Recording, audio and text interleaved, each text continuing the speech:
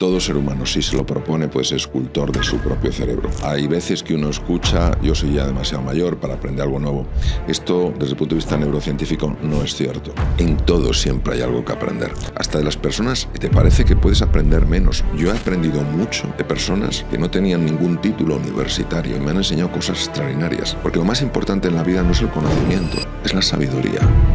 Dr. Mario Alonso Puig, médico, fellow en cirugía por la Universidad de Harvard, conferenciante internacional y autor bestseller reconocido por su capacidad para combinar neurociencia y desarrollo personal, con una trayectoria de más de 25 años en el ámbito médico y científico. Su mensaje ha inspirado a millones de personas en todo el mundo a desbloquear su potencial y vivir con propósito.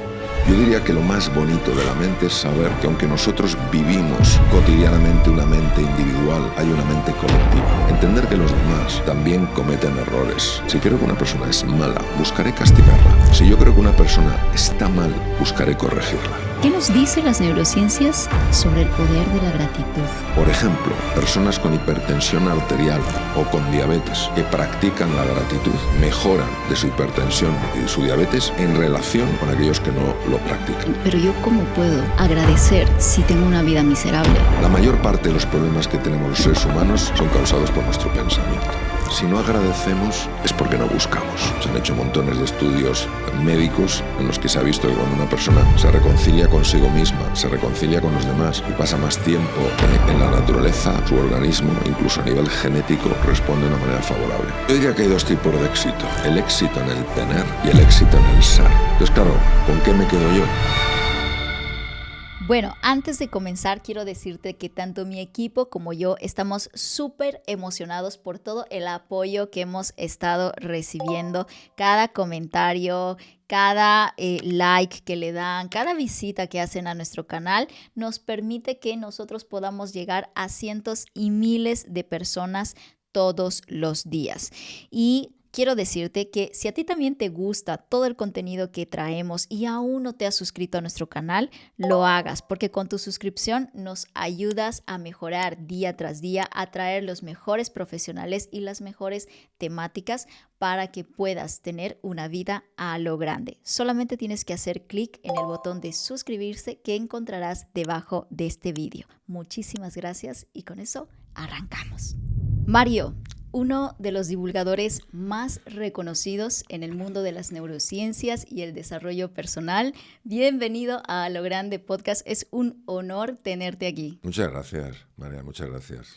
Bueno, pues, ¿qué tal? ¿Cómo te está tratando Andorra en este momento? Bueno, pues la verdad es que solo estoy encontrando muestras de cariño por todas partes. Luego he tenido la suerte de que los 2 días que llevo aquí han sido unos días espléndidos, con un sol radiante y viendo esas montañas, esa vegetación, pues no puedo estar más contento. Espectacular, me parece maravilloso que ya de por sí te sientas acogido en este espacio. Sí. Y por supuesto también en este escenario.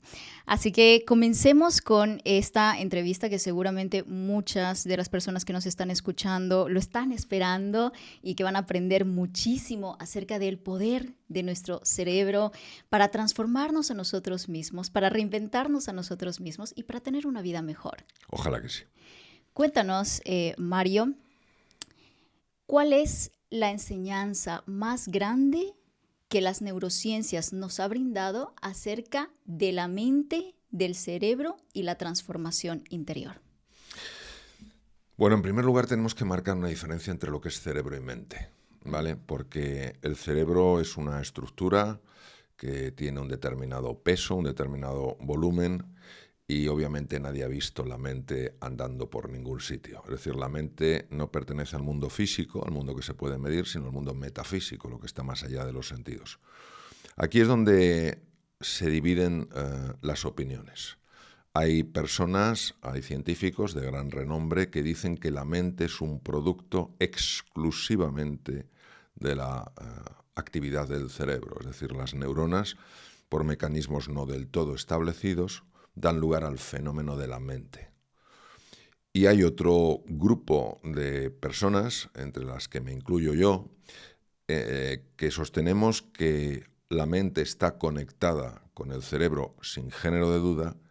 El cerebro por sí solo no explica la mente.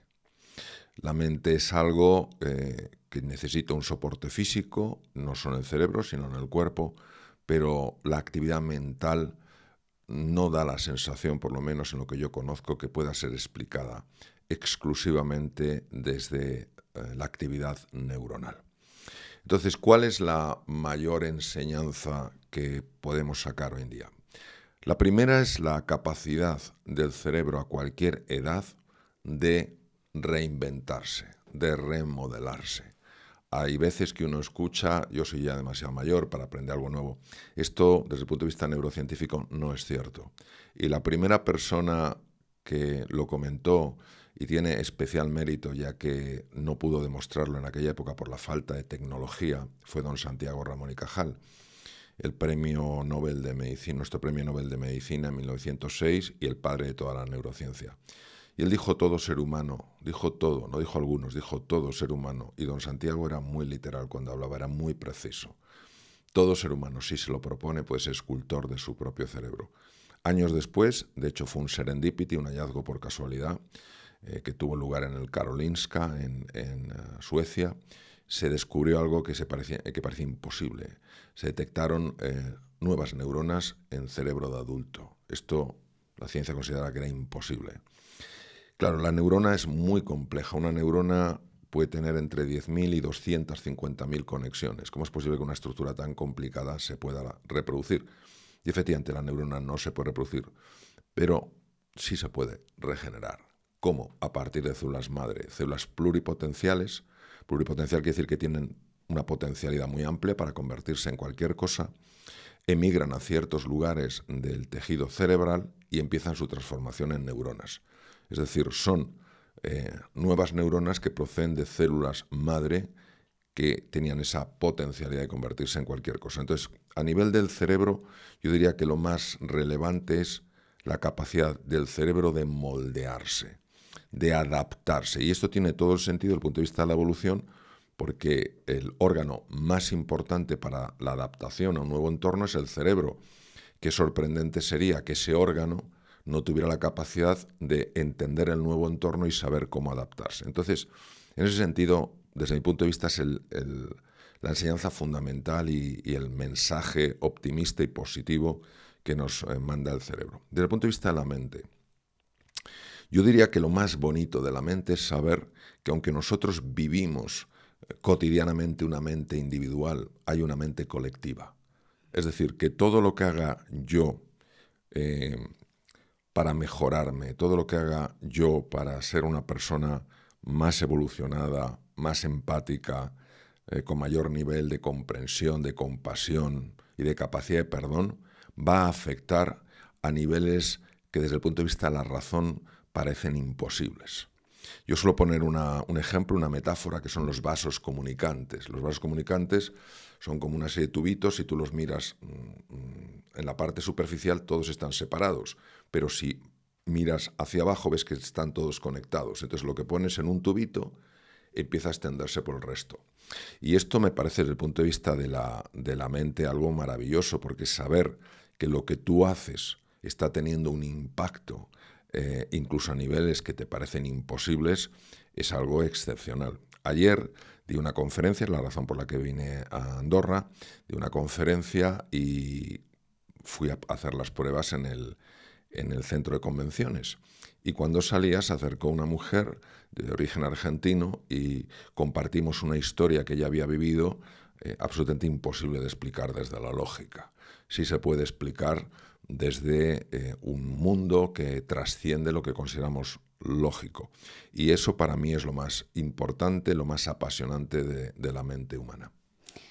Evidentemente hay muchas cosas que la ciencia puede explicar y muchas otras que todavía queda como una incógnita de nuestra mente. Una de las cosas que más me llama la atención de lo que acabas de decir es el poder de nuestra mente de transformarnos a cualquier edad, de nuestro cerebro, de reorganizarse, de readaptarse, para poder tomar nuevas vías neuronales posiblemente. Pero en este entendido, todavía sigue habiendo muchas personas que les cuesta cambiar, aun cuando tienen la intención de querer hacerlo. ¿Por qué sucede esto? Bueno, esto es porque hay un conflicto interno. Una persona puede querer cambiar y a la vez creer a nivel profundo que no puede cambiar. Entre el querer y el creer siempre va a triunfar el creer, salvo que el querer sea tan poderoso que necesariamente tenga que cambiar el creer. Cuando el querer es tan poderoso que dices tú, es que lo quiero por encima de cualquier cosa en la vida, porque esto es de tal importancia, eres capaz de transformar el creer. Pero si tu querer es un querer, bueno, intenso, importante, pero tu creer está en oposición a lo que quieres, triunfará el creer. Y a veces me han preguntado por qué, y la explicación es muy sencilla. Porque el querer actúa a nivel consciente y el creer opera desde el inconsciente. Y el inconsciente tiene más fuerza que el consciente, salvo que el consciente tenga tal nivel de determinación, tal nivel de compromiso, que de alguna manera le dé la vuelta al inconsciente y entonces el inconsciente tenga que transformar esa creencia. Por ejemplo, yo recuerdo una situación en la cual un alumno mío de un máster en una business school contó la siguiente historia. Fueron asaltados por una banda y él empezó a correr y había un muro, él pegó un salto y superó el muro. Localizó a la policía, le preguntaron que dónde había sucedido y él les llevó donde estaba el muro y les contó, bueno, entonces salte ese muro. Entonces le miró la policía y dijo, eso es imposible, usted no ha podido saltar ese muro. Y él lo había saltado. Entonces, si esa persona se pone delante del muro sin que nadie le persiga y dice, quiero saltar el muro, en el fondo cree que no puede. Entonces intentará saltar, pero no podrá. Pero en una situación límite, cuando vio que saltar el muro era su única opción, esa voluntad extrema de saltarlo cambió la creencia. Y el cuerpo tiene recursos para hacer que uno tenga una fuerza descomunal, para romper de un puñetazo una puerta, por sorprendente que parezca, para levantar un coche cuando un ser querido está atrapado bajo las ruedas, o para saltar ese muro. Este es un ejemplo en el que vemos que si de verdad quieres, pero un querer absolutamente profundo, puedes cambiar creencias disfuncionales. Interesante. En este sentido, yo quiero traer también la siguiente pregunta porque me es muy curioso que muchas veces las personas debemos llevarnos como un punto límite para decidir transformar nuestras vidas, para decidir cambiar. ¿Por qué tenemos que llevarnos hasta ese punto límite donde vemos que nuestra vida está corriendo peligro para ahí dar el siguiente paso, para ahí descubrir una nueva versión de nosotros mismos? ¿No es mejor hacerlo desde el amor, desde, bueno, tengo todavía muchísimas posibilidades frente a mí y lo voy a hacer, pues, desde la conciencia, ¿no? Bueno, yo diría que primero tenemos que alcanzar un punto que yo lo llamo insatisfacción inspiradora para dar ese paso superando el principal oponente del ser humano, que es su miedo. Y estoy de acuerdo en que el recurso más importante para superar el miedo no es la valentía, es el amor. Una persona por amor superaría los miedos más profundos, por amor a un ser querido que está en peligro, por amor a una causa, por amor a una idea, superaría todos los miedos. Entonces, estoy de acuerdo. Por tanto, lo que nos encarcela, lo que nos oprime, es nuestra enorme dificultad para amar. Y nuestras cadenas no están hechas de acero, están hechas de miedo. Entonces, ¿qué ocurre? Que el miedo y el amor son opuestos, o sea, están separados 180 grados. Cuando una persona vive, que es lo que nos pasa con tanta frecuencia, atrapados por el miedo, hay que hacer un esfuerzo realmente titánico para romper esa tendencia a seguir dejándonos arrastrar por el miedo o encarcelar por el miedo y optar por el amor. Estoy absolutamente de acuerdo contigo. Es decir, en el momento, lo decía Teilhard de Chardin, el gran paleantropólogo francés, en el momento en que el ser humano redescubra el poder del amor, habrá descubierto por segunda vez el poder transformador del fuego. ¿Las neurociencias pueden explicarnos acerca del poder del amor? Sí, de hecho yo tengo la fortuna de que pasé un tiempo con el descubridor de esto, con el profesor, bueno, Richard Davidson, es la máxima autoridad en el mundo en este campo. Estuve en su centro, en el centro Weizmann, y él ha demostrado que cuando uno se ejercita en un tipo de meditación, que en inglés es Loving Kindness Meditation, en sánscrito se llama metta con 2 T's, es un estado en el que la persona de alguna manera entra en un nivel profundo de conciencia, amplía su conciencia y transmite sentimientos de amor hacia los demás. Él ha demostrado, es el primer científico en el mundo que lo demuestra, con técnicas de neuroimagen muy sofisticadas, cómo aumenta el grosor de la región orbitofrontal izquierda, justo encima del ojo izquierdo, y se reduce el volumen de la amígdala. La amígdala es un núcleo, no tiene nada que ver con esto, se llama igual, pero no tiene nada que ver con estas glándulas. Es un núcleo que está a la altura de las orejas, en el lóbulo temporal, en el polo anterior, en la parte más anterior del lóbulo temporal, y donde está el núcleo central del miedo, y que tiene además una gran conexión con las reacciones de ira. Pues precisamente la práctica de metta, de Loving Kindness Meditation, ha demostrado que se reduce el volumen de la amígdala y aumenta el grosor de la región orbitofrontal izquierda. Y uno se pregunta, ¿por qué es importante la región orbitofrontal izquierda? Porque es el freno de la amígdala. Es de las pocas regiones en el cerebro que tienen la capacidad de controlar la amígdala. Lo cual quiere decir que viviríamos con menos miedo y con menos ira. O sea, tú imagínate, Marian, lo que sería en el día a día vivir con menos miedo y con menos ira, es decir, con menos angustia vital. Te hacen una faena y te lo tomas de una forma mucho más pacífica. Imagínate lo que sería eso. O sea, no cabe duda que las neurociencias sí demuestran que esto es así y que, por tanto, todo lo que tiene que ver con la dimensión mente-espíritu sí tiene una implicación, una lectura, un reflejo en lo que sucede en la citoarquitectura del tejido cerebral. ¿Cómo podemos vivir más en el amor en nuestro día a día?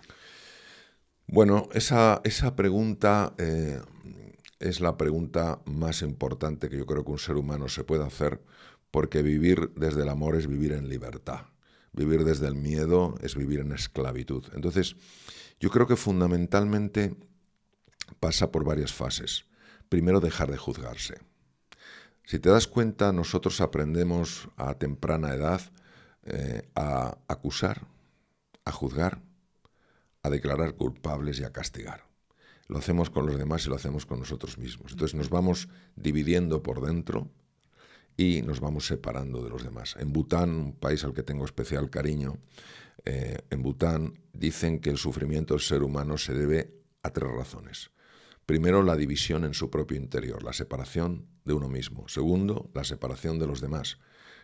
No es que nos veamos distintos, es que nos vemos distantes. Y en tercer lugar, la separación de la naturaleza, el descuido de la naturaleza. No vemos la naturaleza como Gaia, como nuestra madre tierra, la vemos como una despensa de la que obtener cosas. Y por tanto, cuando uno empieza a amarse más, deja de enjuiciarse. Cuando uno empieza a amarse más ante los errores que los cometemos, yo el primero, deja de buscar castigarse y empieza a enfocarse en corregirse.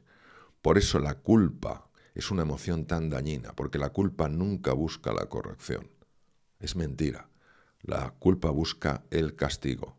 La corrección no es fácil, pero uno sabe que lo que se te está corrigiendo es la conducta, no se te quiere castigar a ti por ser quien eres. Entonces, eso en primer lugar hacia uno mismo, ¿no? En segundo lugar, hacia los demás. Entender que los demás también cometen errores. No ver personas buenas y personas malas, sino personas que están bien y personas que están mal. Si yo veo que una persona es mala, si creo que una persona es mala, buscaré castigarla. Si yo creo que una persona está mal, buscaré corregirla. Esa es la diferencia. Por otro lado, entender que todos estamos unidos, por encima de diferencias políticas, religiosas, económicas y culturales. Hay algo que nos une a todos, nuestra propia humanidad. Y que podemos ser distintos en nuestra forma de votar, en nuestros gustos culturales, en el idioma que manejamos. Eso es distinto, no tiene por qué separarnos, no tiene por qué hacernos distantes. Y luego, en tercer lugar, el cuidar de la naturaleza, es decir, amar a la naturaleza, sentir este concepto de asombro ante la belleza de la naturaleza, en la medida de nuestras posibilidades, cuidarla, no maltratarla. Y eso tiene un impacto extraordinario incluso a nivel de la salud. O sea, se han hecho montones de estudios médicos en los que se ha visto que cuando una persona se reconcilia consigo misma, se reconcilia con los demás y pasa más tiempo en la naturaleza, su organismo, incluso a nivel genético, responde de una manera favorable. Entonces no hay que olvidarnos de estos 3 elementos, no solamente trabajar con nosotros mismos, sino también tratar de llevarnos bien, porque al final somos seres sociales, con el mundo en sí, pero también con la madre tierra. Y eso, mira que me parece curioso, porque es de los pocos conceptos que suelo hablar como primordiales para la transformación personal. Sí, fíjate, cuando yo estuve en Bután hicimos un trekking muy sencillo, nada muy complicado, por los Himalayas. Bután es el último reino que existe allí en los Himalayas y está en pleno Himalaya, o sea, ahí no hay trenes, ahí tienes que ir en coche, tienes que ir en caballo, en lo que sea, ¿no? Y recuerdo que antes de hacer el trekking hubo como una ceremonia budista para desearnos buena suerte. Y a mí me impresionó mucho porque ellos consideran la montaña un ente vivo.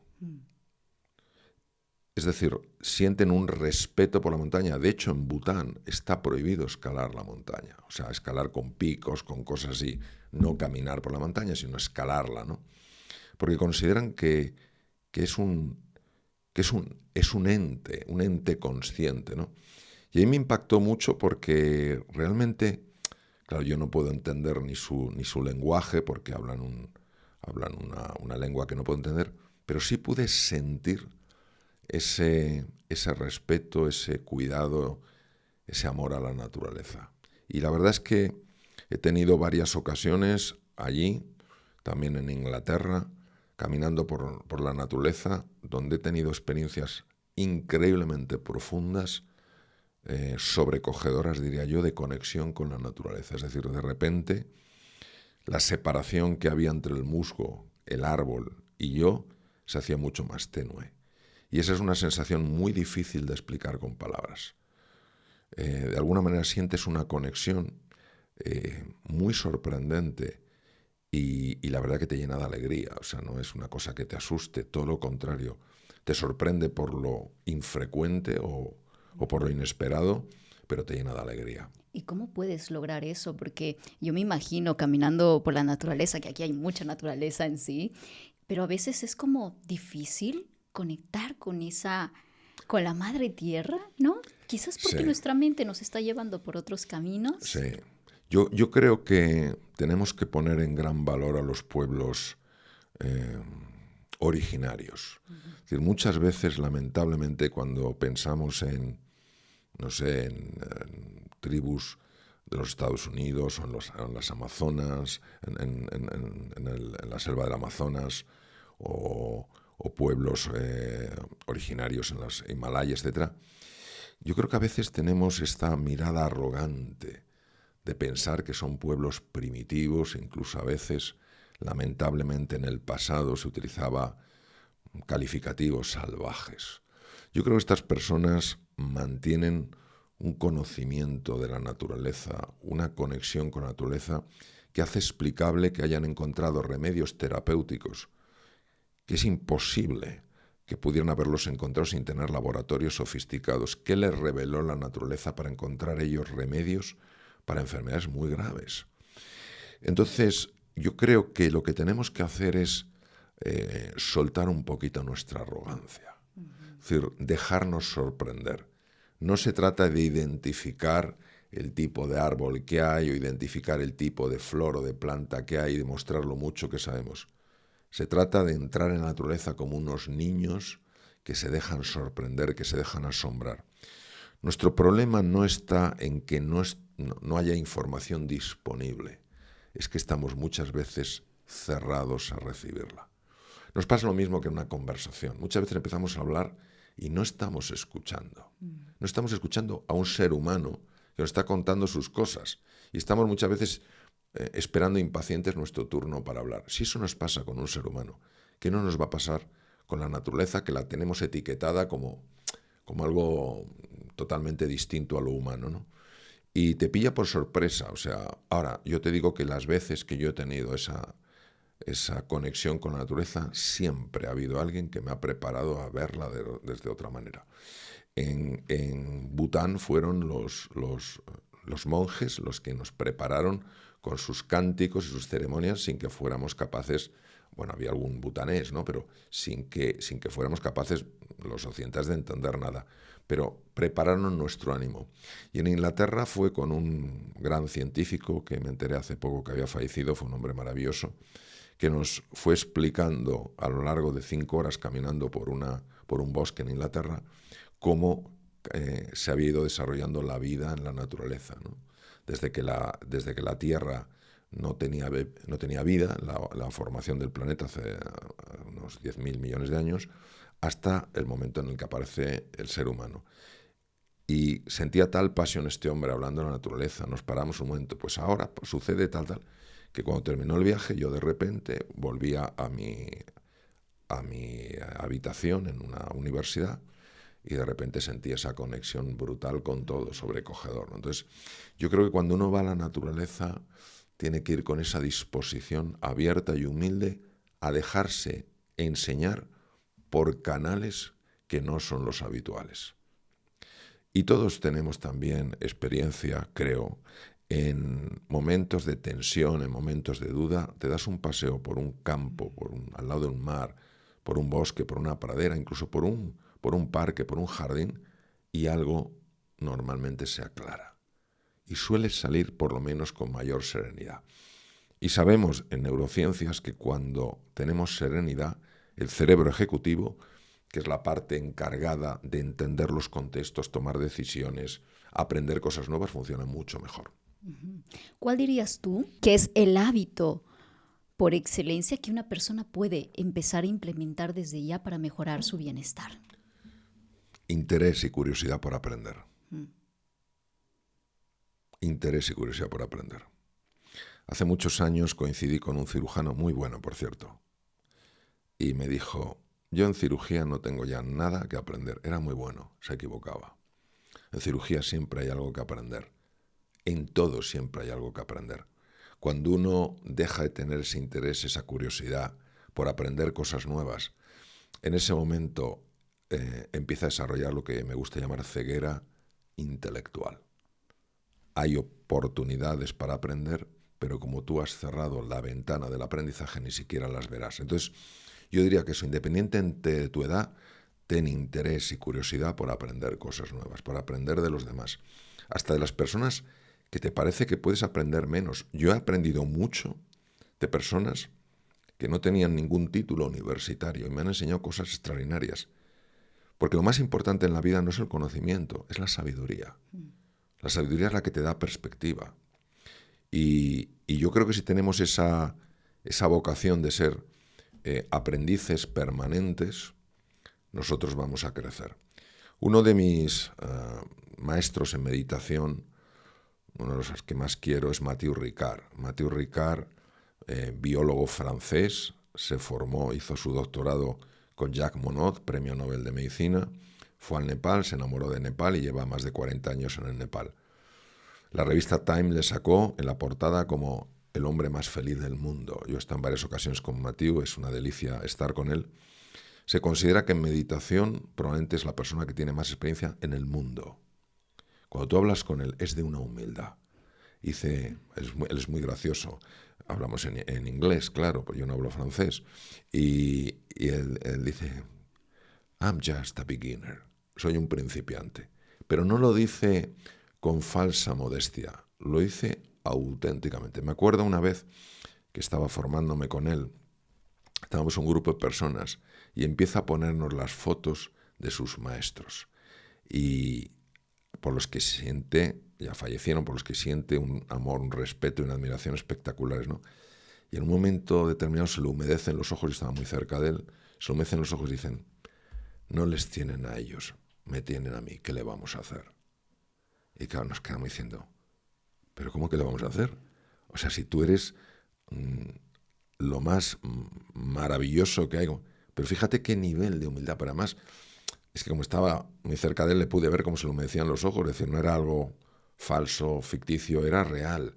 Claro, tener esa mentalidad de principiante cuando se sabe tanto, cuando se tienen experiencias tan profundas, cuando se es un hombre tan conocido a nivel mundial. Vamos, para que le saque la revista Time en la portada y que sea alguien conocido. Que mantenga esa humildad, ese es un ejemplo para todos. Desde luego para mí. Increíble. ¿Qué nos dicen las neurociencias sobre el poder de la gratitud? Pues esto es muy interesante porque, fíjate, aquí no solo las neurociencias, sino la propia medicina. Entonces, la gratitud ha sido muy estudiada, sobre todo en hospitales de primer nivel, como la Clínica Mayo, que está en Rochester, Minnesota. Y lo que se ha visto es que la gratitud tiene un impacto fundamentalmente en 3 sistemas del organismo. El primer sistema es el sistema cardiovascular. La gratitud reduce la tensión arterial y protege el corazón. La gratitud potencia el funcionamiento del sistema inmune y la gratitud regula el sistema endocrino. Por ejemplo, personas con hipertensión arterial o con diabetes que practican la gratitud mejoran de su hipertensión y su diabetes en relación o en comparación con aquellos que no lo practican. ¿Por qué la gratitud tiene ese impacto? Es fácil de entender. Y ahora nos vamos a las neurociencias. Cuando uno está en la queja, cuando uno está en lo que le falta, cuando uno está en lo que no tiene, cuando uno está en la protesta constante, tiene activado lo que se llama el sistema nervioso simpático. El sistema nervioso simpático es fundamental para la vida, no se puede vivir sin él. Pero también tiene este doble filo, que es la ira, el miedo, la angustia, la desesperanza, la sensación de impotencia, tienden a activar determinadas partes del sistema nervioso simpático. Cuando uno agradece, cuando uno considera no solo lo que le falta, sino también lo que tiene, entonces empieza a activarse más el sistema nervioso parasimpático. El sistema nervioso simpático aumenta la tensión arterial. El sistema nervioso simpático dificulta el funcionamiento del sistema inmune. El sistema nervioso simpático empeora la diabetes. El sistema parasimpático regula la función cardíaca a través del que se llama el nervio vago anterior. Es decir, el corazón se serena. Por otro lado, el sistema parasimpático favorece que el metabolismo se regule mejor. Es decir, si hay más tendencia a una resistencia a la insulina, que es lo que pasa en la diabetes, o falta de insulina, como en la diabetes tipo 1, lo que hace es que eso se reduzca. Y además el sistema nervioso parasimpático favorece el funcionamiento del sistema inmune. Por ejemplo, el sistema inmune es especialmente activo, agresivo contra bacterias, virus y tumores por la noche. ¿Por qué? Entre otras cosas porque el que domina la noche no es el sistema nervioso simpático, sino el parasimpático. Y por eso, cuando una persona tiene una enfermedad, tiene una infección, se recomienda que duerma más. Si deberíamos dormir 8 horas, se recomienda que duerma 9. Entonces aquí es donde la neurociencia, todo lo que tiene que ver con el neuroeje y toda la expresión de nervios y lo que es sistemas orgánicos como aparato cardiovascular o sistema endocrino, forman una unidad. Mira, yo te hacía esta pregunta de la gratitud porque precisamente es algo que pues con mi marido practicamos a diario. Pero me parece curioso porque, claro, nuestros rituales en la noche antes de acostarnos siempre agradecemos 3 cosas en el día que nos han sucedido, pero no solamente, curiosamente, no solamente algo positivo, sino también algo que nos ha movido, que nos ha incomodado, pero que nos ha hecho descubrir algo diferente. Claro.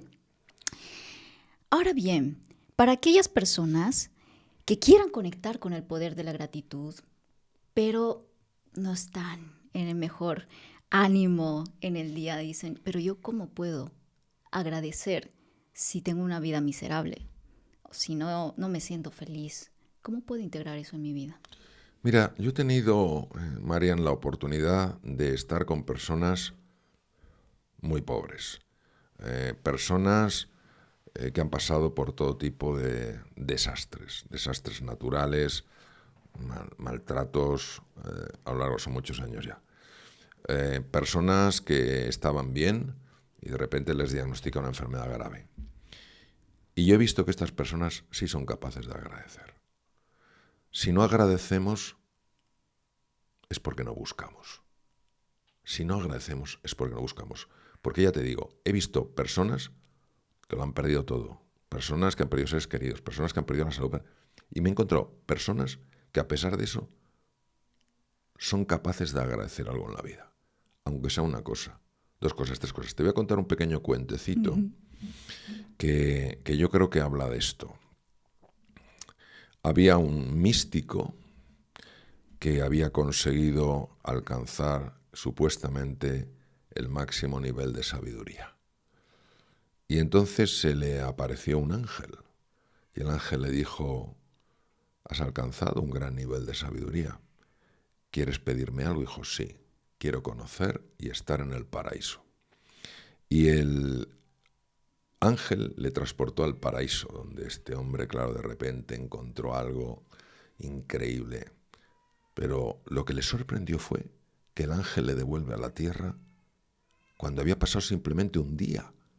Y entonces el místico se enfada con el ángel y dice: la verdad es que tú debes ser un ángel bastante rácano, bastante tacaño, porque siendo un hombre sabio y siendo un gran místico, solo me has dejado estar un día en el paraíso. ¿Es que acaso me falta algo? Y el ángel dice: sí, te falta la gratitud. No tengo que estarle agradecido a nadie ni a nada. Mi sabiduría la he alcanzado por mí mismo. Y el ángel dice: ese es tu problema. Tú no has estado agradecido por el aire que respirabas, por la comida que comías y por la piedra en la que te sentabas.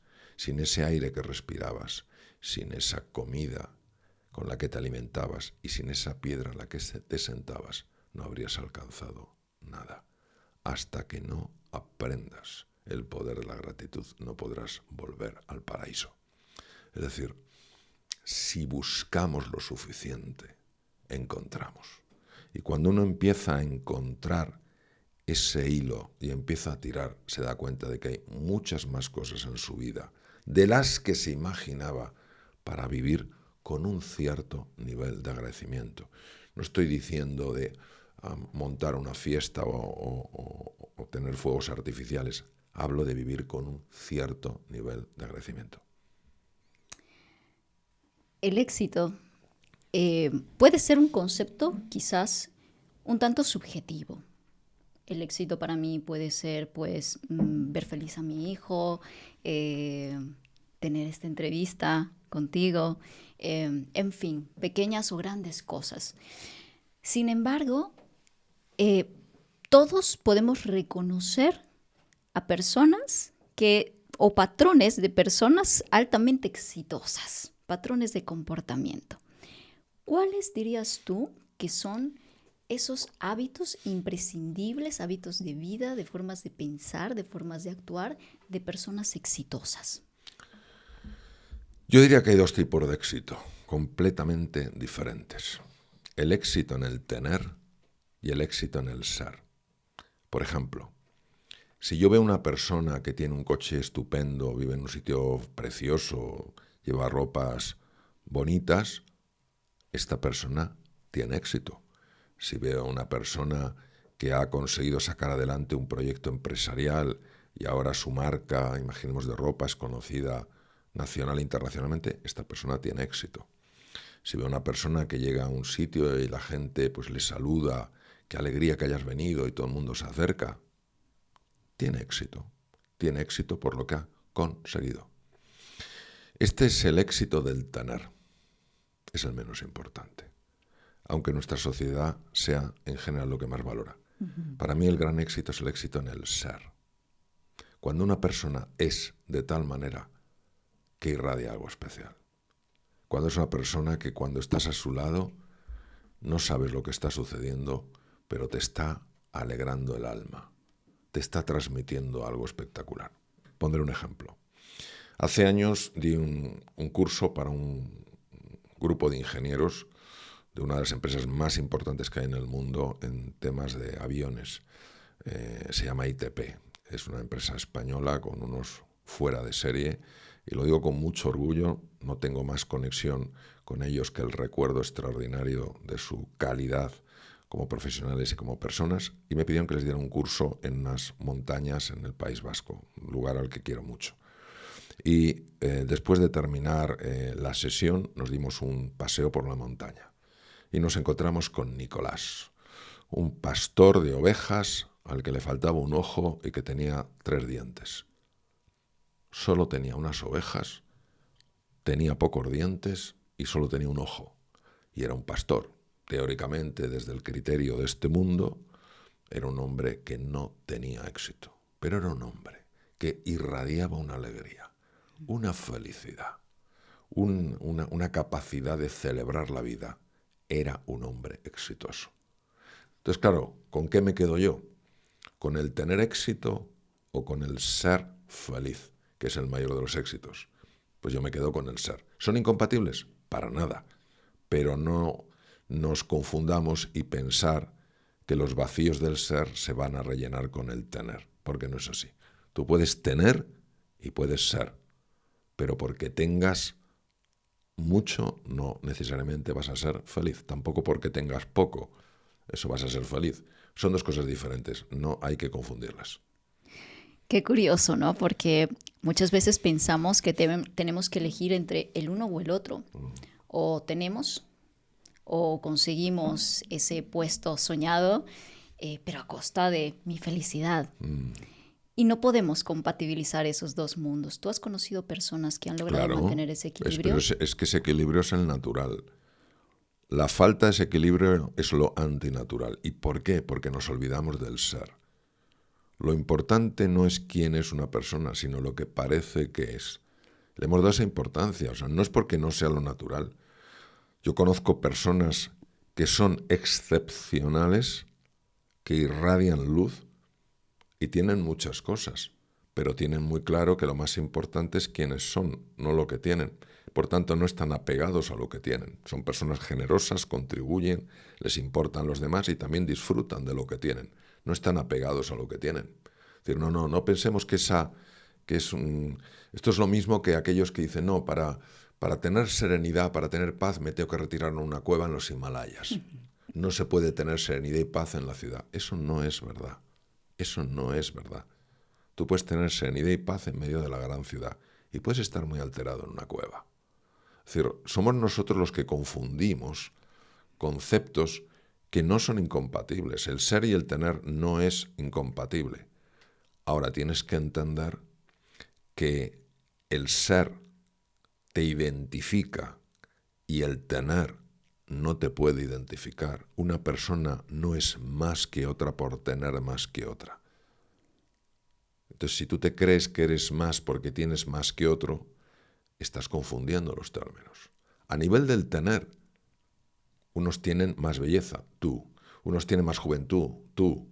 Unos tienen cosas que yo no tengo, sí. Yo tengo más edad, sí. Tengo más conocimiento en neurociencia, tal vez sí. Pero tú y yo, a nivel del ser, somos iguales. Y cuando tú ves que yo no distingo lo que tienes o dejas de tener, porque lo que me importa es lo que eres, eso es lo que nos une. Entonces, claro, lo tenemos que tener claro. Si el problema es cuando tenemos confusión, ¿sabes? Yo soy lo que tengo, no. Tú eres quien eres y otra cosa es lo que tienes, pero no son incompatibles para nada. ¿Cómo encontramos esa verdad de quiénes somos realmente? Bueno, lo que yo he conseguido encontrar de mí mismo, lo he conseguido fundamentalmente por los siguientes caminos. Primero, la lectura. Yo soy un enamorado de la lectura. Lo he sido desde muy pequeño y a mí la lectura me ha abierto nuevos mundos. Es verdad que es desafiante encontrar libros que realmente abran horizontes, a ver los hilos. Y si buscas, los encuentras. Entonces, primero, la lectura. En segundo lugar, me ha ayudado muchísimo la reflexión. No pensar, sino reflexionar. Y en tercer lugar, me ha ayudado muchísimo la meditación. Entrar en el silencio, entrar en la profundidad de mi ser, me ha revelado cosas que mi intelecto no era capaz de comprender. Eso me ha ayudado muchísimo. Y luego, por otro lado, cómo no, pues la cantidad de personas que he buscado o me he encontrado a lo largo de mi vida que me han ayudado a ver cosas que yo no estaba viendo, que me han ayudado a mirar desde lugares desde los que a mí ni se me había ocurrido mirar. Entonces esa combinación es lo que me ha hecho ayudarme a conocerme un poco más. Y lo que desde luego impide por completo que una persona se conozca es en el momento en que se juzga. Cuando uno se juzga, se está poniendo una etiqueta y se está condenando a vivir dentro de esa etiqueta. Y claro, ya para ti eres la etiqueta. Y si eres la etiqueta, ¿qué más hay por conocer? Y claro, hay tanto por conocer más allá de la etiqueta. Tú has hablado anteriormente acerca de la culpa. Ajá. Ahora traes el concepto del juicio, que evidentemente están muy predominantes a la hora de definirnos, de hablar de nosotros mismos. ¿Cómo podemos trabajar los pensamientos y las emociones quizás llevadas a la autodestrucción que tenemos? Porque... Sí. Bueno, esa es una gran pregunta. El caballo de batalla siempre es el pensamiento. Uno de mis maestros, Antonio Damasio, ha sido el gran pionero en este campo, sigue siéndolo, es un espectacular neurólogo y una extraordinaria persona. Yo tengo un gran afecto, aunque hace mucho que no le veo.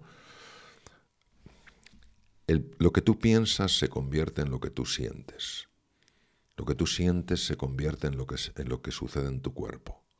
Por tanto, el caballo de batalla es el pensamiento.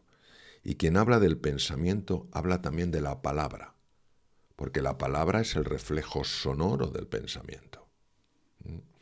¿Qué quiere decir? Que si no cuidamos lo que pensamos y no cuidamos las palabras que usamos, vamos a tener un impacto en el sentimiento y un impacto en la emoción. Te voy a dar voy a poner un ejemplo. Jandro es uno de los mejores magos que yo conozco. Es un mago de reputación internacional. Yo le conocí en El Hormiguero, un programa por el que siento especial cariño. Y es una persona que puede hacerte magia. Bueno, El Hormiguero puede tener a veces 2 millones, 4 millones de personas que lo están viendo, ¿no? Y te hace un truco de magia, pero delante con las cartas y dices, esto es imposible. Él lo hace. Con una paz, con una tranquilidad, con un humor espectacular. Esto me lo contó él y lo escribió en uno de sus libros, del cual hice yo el prólogo, que a mí me encanta hacerlo, pero tengo que decir que no es una cosa secreta, él lo publica. Le piden dar una charla TED. Las charlas TED, las conferencias TED son unos minutos, 20 minutos, etc. Y entonces él estaba muy nervioso. ¿Cómo es posible que alguien se ponga muy nervioso? Porque era distinto de lo que había hecho normalmente. Él hacía magia ahí. Hacía magia ahí y ahora tenía que dar una conferencia, que es diferente. Y entonces él estaba todo el rato diciendo, es que solo me quedan 15 minutos. Es que para salir, ¿no? Es que solo me quedan 15 minutos. Es que solo me quedan 15 minutos. Es que solo me quedan 15 minutos. Y me decía él, y cada vez me ponía más nervioso, cada vez más nervioso.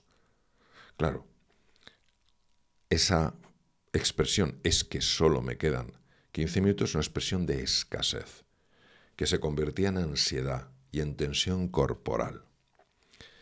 Por otra parte, esa tensión corporal en el campo de las neurociencias se asocia a una reducción en el riego sanguíneo del cerebro ejecutivo, que es el que te ayuda a tener claridad mental, por ejemplo, a la hora de expresar unas ideas como en una conferencia TED.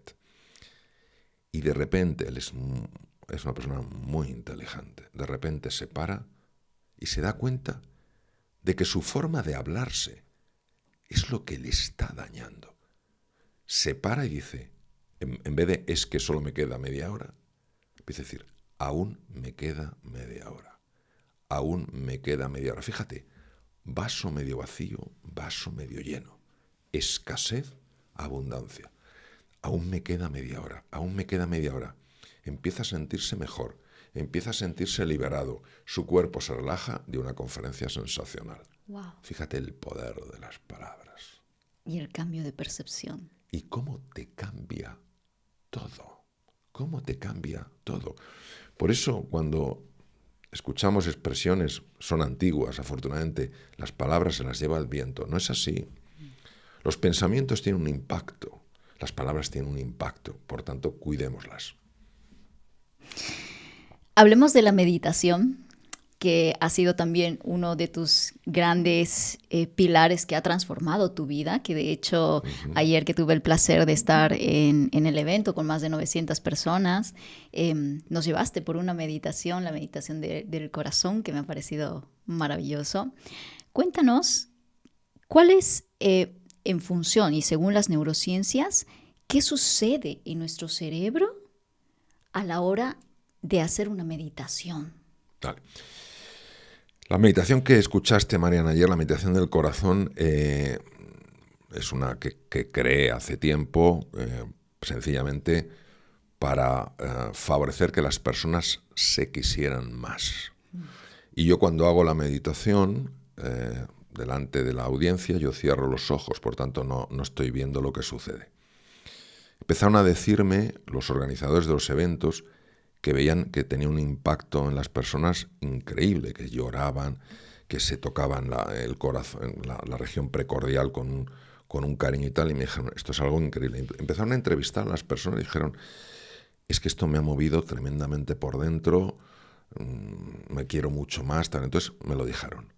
Y decidí irme a un estudio de grabación muy bueno, en Madrid en este caso, y grabar la meditación del corazón, y ponerla a disposición de todo el mundo que quiera en mi página web, www.marianosopuig.com, y que se la desciendan de forma gratuita. ¿Qué es lo que hace esta meditación y qué es lo que hace la meditación en general? La meditación en general lo que hace es desconectar un circuito que se llama el circuito o la red neuronal por defecto, y este circuito es el circuito de la distracción. Y lo que hace es activar otro que se llama la red ejecutiva central, que es la red de la presencia plena, la red donde tú estás en el aquí y en el ahora. ¿Qué ocurre? Que esa red está asociada a una mejora en la creatividad, en el funcionamiento del sistema inmune, en las relaciones personales, etc. Es decir, de alguna manera, esta práctica meditativa, esta práctica de quietud cambia el modo en el que opera de manera anómala el cerebro, pero nos hemos acostumbrado, que es la distracción permanente. Me está diciendo una cosa, estoy pensando luego tal. Y nos centra en lo que sucede ahora. Y eso tiene una repercusión muy positiva, tanto a nivel de eficiencia mental como de salud. Con la meditación del corazón, lo que yo he buscado es activar fundamentalmente lo que se llama el cíngulo anterior. El cíngulo anterior es una estructura por la que siento pasión. Yo siento pasión por el cerebro desde que tengo prácticamente uso de razón. El cíngulo anterior es una estructura que es la que nos conecta. Tiene una gran cantidad de receptores de oxitocina. La oxitocina es una hormona que libera el hipotálamo, una estructura del tamaño de un guisante, que apareció hace unos 350 millones de años y que en el ser humano tiene funciones de una importancia extraordinaria. La oxitocina es la hormona que nos conecta. Nos conecta con nosotros mismos, nos conecta con los demás, nos conecta con el mundo, protege el corazón, reduce la capacidad de padecer infecciones, alarga los telómeros, que son predictores de longevidad. Entonces, la mayor cantidad de receptores de oxitocina está en el cíngulo anterior. Y entonces, estamos investigando esto, tenemos un equipo de investigación, porque pensamos que la meditación del corazón produce una estimulación especial del cíngulo anterior. Y entonces, pues estamos midiendo niveles de oxitocina, etc. De tal manera que la persona empieza a quererse más, empieza a querer más a los demás y empieza a querer más al mundo. Es muy interesante porque a veces se dice que los reptiles no tienen cerebro emocional, sistema límbico, pero no es cierto, sí lo tienen. Lo que no tienen es liberación de oxitocina ni receptores de oxitocina. Por tanto, los reptiles no establecen bonds, no establecen lazos afectivos, cosa que todos los mamíferos sí. Entonces es muy bonito y eso es lo que hace. Y por otro lado, la quietud, pues de alguna manera que no es parar los pensamientos, se van parando de forma normal, de forma escalonada, o si no se paran dejan de atraer tanto tu atención. La quietud, al reducir el ruido mental, favorece que conectemos con lo más profundo que hay en nosotros y podamos ver dos tipos de cosas. Los lastres que están dificultando nuestra vida y que no sabíamos dónde estaban, y podemos entrar en contacto con recursos que nos permiten hacer frente a situaciones muy complicadas. Yo en momentos de tener que hacer diagnósticos muy difíciles, por lo raro que es, sin que hubiera una urgencia en esto, en momentos de quietud, en momentos de profundidad, he podido recibir una información y saber con increíble precisión cuál era el diagnóstico. Y no había error. Yo recuerdo hace unos años atrás, cuando descubrí el mindfulness en una clase a la que fui justo cuando vivía en Madrid. Y uno de los ejercicios que nos hicieron hacer fue sentarnos en el suelo y simplemente en un estado de quietud ver qué es lo que pasaba en nuestra mente. Y me sorprendió la cantidad de pensamientos que iban y volvían de mi cabeza. Y Claro. era como, ¿en qué momento puedo encontrar la paz a través de la meditación? Ya, sí. Yo voy a decir algo ahora que va a ser muy disruptivo, entonces necesito terminar mi exposición para que se entienda lo que quiero decir.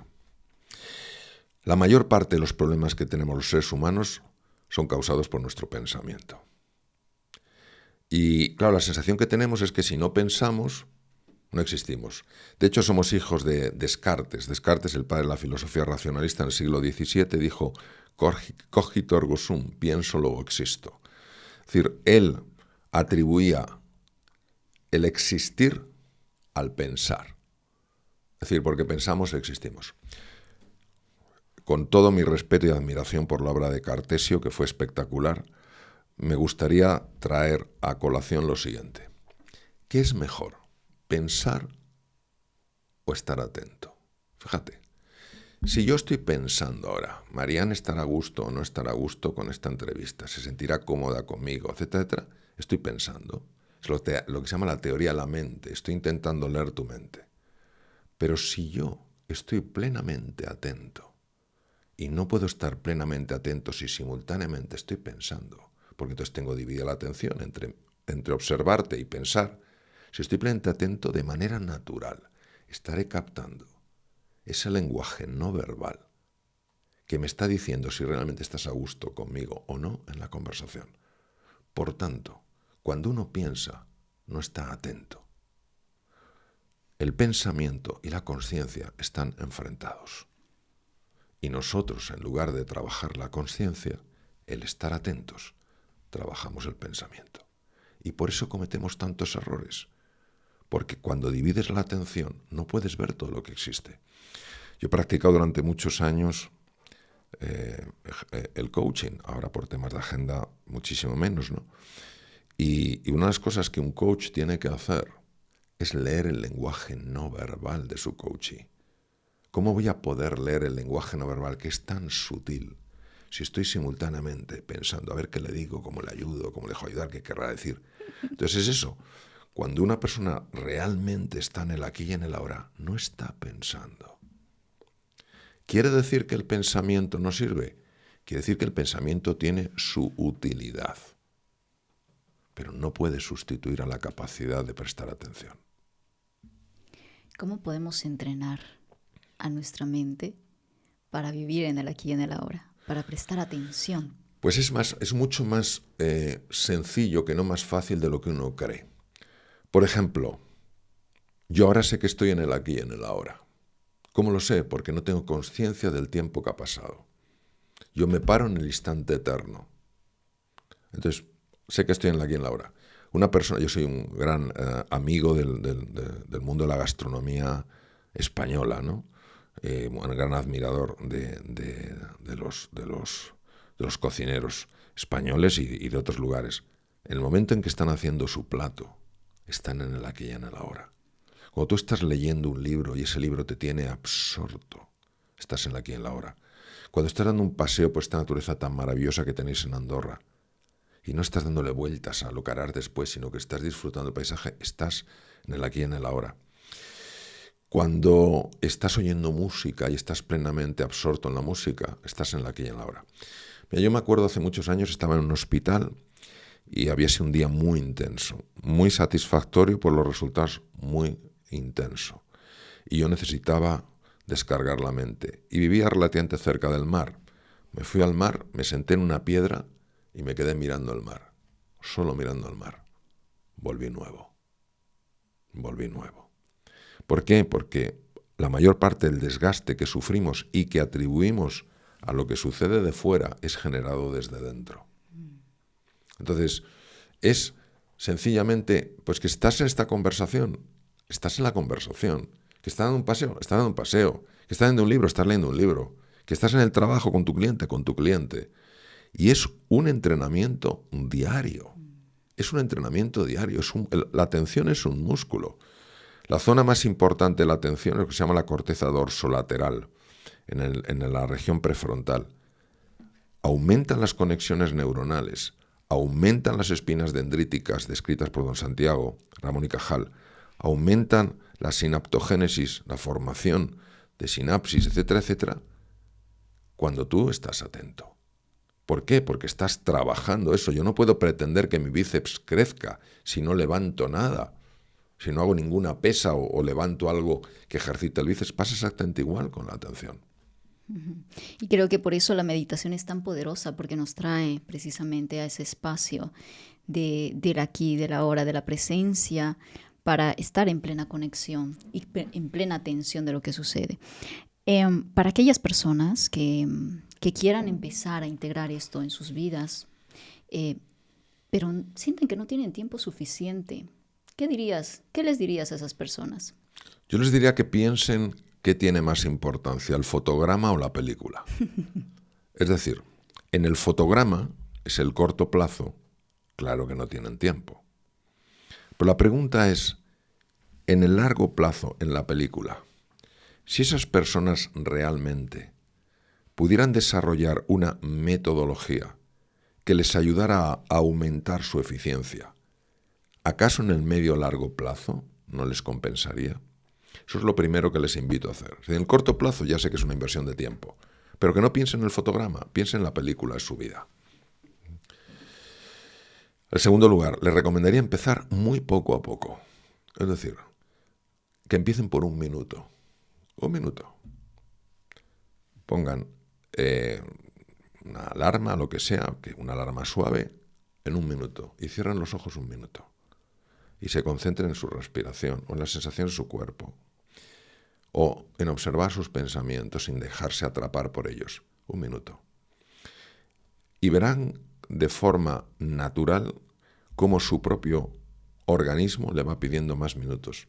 Empezarán por 1 minuto, luego harán 2 minutos, luego dirán, no puedo dedicarle 5 minutos. Hombre, le puedo dedicar 10 minutos, le puedo dedicar 20 minutos, porque antes no podías.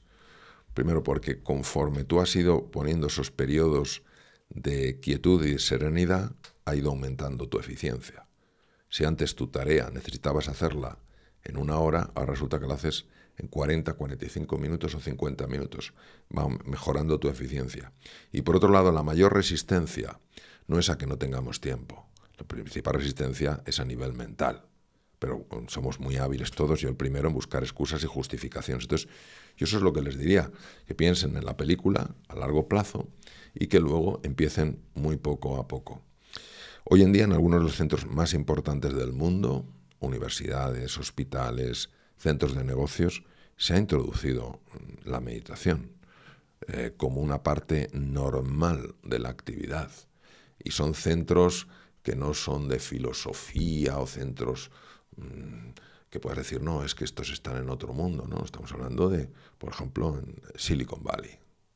Yo he estado en Silicon Valley, me han invitado a alguna empresa y colaboro con un centro allí y se practica la meditación y es lo más normal del mundo. Nadie ve a alguien con los ojos cerrados ahí, tal, diciendo, bueno, esta persona tendría que estar trabajando. No, lo que está haciendo es cuidándose para poder rendir al máximo y estar más sana. Mario, para ir cerrando esta entrevista, ¿cuál dirías para ti que es el mayor descubrimiento que durante esta última temporada te ha sorprendido, te ha emocionado más acerca de las neurociencias? A mí lo que más me ha sorprendido, más me ha impactado y más me ha conmocionado en las neurociencias y en la vida en general es el poder transformador del amor.